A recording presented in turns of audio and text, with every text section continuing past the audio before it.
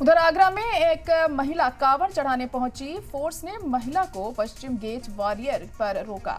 महिला ने कहा, बाबा भोले ने बुलाया है, इसलिए ताजमहल पर चढ़ाऊंगी गंगा जल। महिला जिद पर अड़ी रही, कहा कि कांवड़ ताजमहल पर ही चढ़ाऊंगी।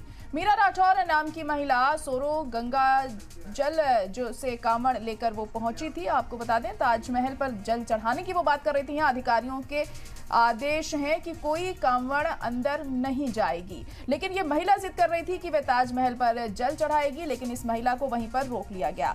तो आगरा में ये महिला पहुंची थी और इसका कहना था कि ये जल चढ़ाएगी ताजमहल पर, और ये अपनी जिद पर काफी देर तक अड़ी रही, लेकिन वहां पर जो तमाम अफसरान थे उन्होंने इसे रोक लिया। फोर्स ने महिला को पश्चिमी गेट बैरियर पर रोका। महिला ने कहा कि बाबा भोले ने बुलाया है, इसी वजह से वो यहाँ पर पहुंची है, और ताजमहल पे गंगा जल चढ़ाने की बात उसने कही और महिला जिद पर अड़ी रही। ये कांवड़ वो ताजमहल पर ही चढ़ाने की बात कह रही थी। मीरा राठौर नाम की ये महिला जो गंगा जल चढ़ाना चाह रही थी ताजमहल पर, कांवड़ लेकर ये पहुंची थी, लेकिन इसे बीच रास्ते में रोक लिया गया। जो वहां पर अफसरान मौजूद थे उन्होंने इस महिला को रोक लिया। अधिकारियों का साफ तौर पर यह कहना था कि अंदर जाने की इजाजत नहीं है और कांवड़ इस तरीके से ताजमहल पर नहीं चढ़ाया जा सकता है। तो अहम खबर इस वक्त आपको आगरा से बता रहे हैं, जहां पर यह पूरा वाकया सामने आया।